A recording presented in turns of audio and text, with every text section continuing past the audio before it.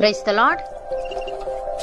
ఈరోజు దేవుని వాగ్దానము, నేను జయించి నా తండ్రితో కూడా ఆయన సింహాసనమునందు కూర్చుండి ఉన్న ప్రకారము జయించువానిని నాతో కూడా నా సింహాసనమునందు కూర్చుండనిచ్చెదను.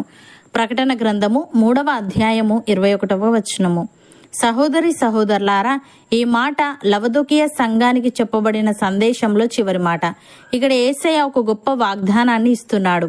ఆయన జయించి తండ్రితో కూడా సింహాసనమునందు ఎలాగూ కూర్చున్నాడో అలాగే జయించువానిని తనతో కూడా సింహాసనమునందు కూర్చుండనిచ్చెదనని.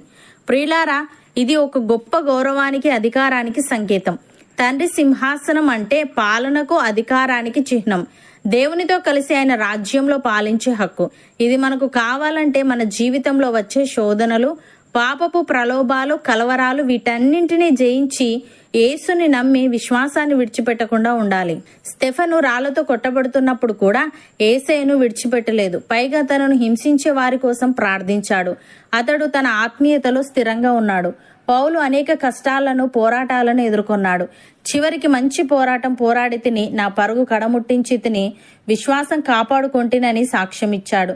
ప్రియులారా, ఈ లోకంలో జయ జీవితం జీవిస్తూ విశ్వాసాన్ని కాపాడుకొని చివరిదాకా నమ్మకంగా ఉంటేనే దేవుని రాజ్యంలో పాలించే హక్కును పొందుకుంటాం. జయించే వారికే పరలోక సింహాసనంలో స్థానం ఉంటుంది. భక్తుడు ఈ విధంగా అంటున్నాడు, దేవుని మూలముగా పుట్టిన వారందరూ లోకమును జయించుదురు. లోకమును జయించిన విజయము మన విశ్వాసమే. యేసు దేవుని కుమారుడని నమ్మవాడు తప్ప లోకమును జయించువాడు మరి ఎవడు? నీళ్ల ద్వారాను రక్తము ద్వారాను వచ్చినవాడు ఈయనే, అనగా యేసుక్రీస్తే. ఈయన నీళ్లతో మాత్రమే గాక నీళ్లతోనూ రక్తముతోనూ వచ్చెను. ఆత్మ సత్యము గనుక సాక్ష్యమిచ్చువాడు ఆత్మయే. సాక్ష్యమిచ్చువారు ముగ్గురు, అనగా ఆత్మయు, నీళ్లును, రక్తమును. ఈ ముగ్గురు ఏకీభవించి ఉన్నారు. మనము మనుష్యుల సాక్ష్యము అంగీకరించుచున్నాము గదా. దేవుని సాక్ష్యము మరి బలమైనది. దేవుని సాక్ష్యము ఆయన తన కుమారుణ్ణి గూర్చి ఇచ్చినదే. దేవుని కుమారుని యందు విశ్వాసముంచువాడు తనలోనే ఈ సాక్ష్యము కలిగి ఉన్నాడు. దేవుణ్ణి నమ్మనివాడు ఆయన తన కుమారుణ్ణి గూర్చి ఇచ్చిన సాక్ష్యమును నమ్మలేదు గనుక అతడు దేవుణ్ణి అబద్ధికునిగా చేసినవాడే. ఆ సాక్ష్యమేమనగా, దేవుడు మనకు నిత్య జీవమును దయచేసెను. ఈ జీవము ఆయన కుమారుని యందున్నది అని. ప్రియులారా, మీరు క్రీస్తుతో కూడా లేపబడిన వారైతే పైనున్న వాటిని వెతుకుడి. అక్కడ క్రీస్తు దేవుని కుడిపార్శ్వమున కూర్చుండి ఉన్నాడు. పైనున్న వాటి మీదనే గాని భూ సంబంధమైన వాటి మీద మనస్సు పెట్టుకొనకూడి. ఏలైనగా మీరు మృతి పొందితిరి, మీ జీవము క్రీస్తుతో కూడా దేవుని యందు దాచబడి ఉన్నది. మనకు జీవమై ఉన్న క్రీస్తు ప్రత్యక్షమైనప్పుడు మీరును ఆయనతో కూడా మహిమ యందు ప్రత్యక్షపరచబడుదురు. అపోస్తలుడైన పౌలు ఈ విధంగా అంటున్నాడు, మనలను దేవుని యొద్దకు తెచ్చుటకు అనీతిమంతుల కొరకు నీతిమంతుడైన క్రీస్తు శరీర విషయంలో చంపబడి, ఆత్మ విషయంలో బ్రతికింపబడి, పాపముల విషయంలో ఒక్కసారి శ్రమపడెను.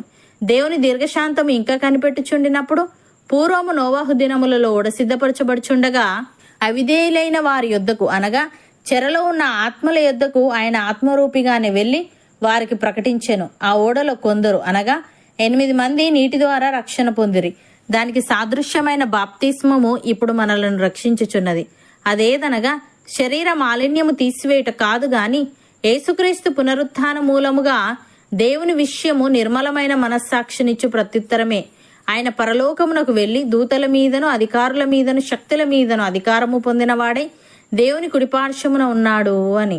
సహోదరి సహోదరులారా, ఆకాశ మండలము గుండా వెళ్లిన దేవుని కుమారుడైన యేసు అను గొప్ప ప్రధాన యాజకుడు మనకు ఉన్నాడు గనుక మనము ఒప్పుకొనిన దానిని గట్టిగా చేపట్టుదము.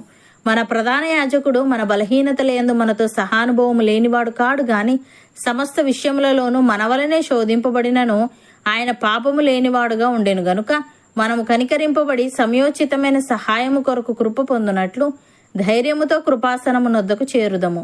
అవును అన్నవారు నాతో పాటు ప్రార్థనలో ఏకీభవించండి. పరిశుద్ధుడా, ప్రేమగల తండ్రి, జీవముగల నా యేసయ్య, నీవు జయించి తండ్రితో కూడా ఆయన సింహాసనమునందు కూర్చుండి ఉన్న ప్రకారము జయించువానిని నీతో కూడా నీ సింహాసనమునందు కూర్చుండనిచ్చేదనని, ఇది ఒక గొప్ప గౌరవానికి, అధికారానికి సంకేతమని నీవు తెలియజేశావు. దేవా, మేము మా జీవితంలో వచ్చే శోధనలు, పాపపు ప్రలోభాలు, కలవరాలు వీటన్నింటినీ జయించి నిన్ను నమ్మి విశ్వాసాన్ని విడిచిపెట్టకుండా ఉండేవారముగా ఉండుటకు సహాయము దయచేయమని, పైనున్న వాటి మీదనే గాని భూ సంబంధమైన వాటి మీద మనస్సు పెట్టుకొనక మేము ఒప్పుకొనిన దానిని గట్టిగా చేపట్టచ్చు సమయోచితమైన సహాయము కొరకు కృప పొందినట్లు ధైర్యముతో నీ కృపాసనమునొద్దకు చేరుటకు కృపచూపమని, మాకు జీవమై ఉన్న నీవు ప్రత్యక్షమైనప్పుడు మేమును నీతో కూడా మహిమయందు ప్రత్యక్షపరచబడే భాగ్యం మాలో ప్రతి ఒక్కరికి నీవే అనుగ్రహించమని యేసుక్రీస్తు నామమున ప్రార్థిస్తున్నాము తండ్రి. ఆమెన్.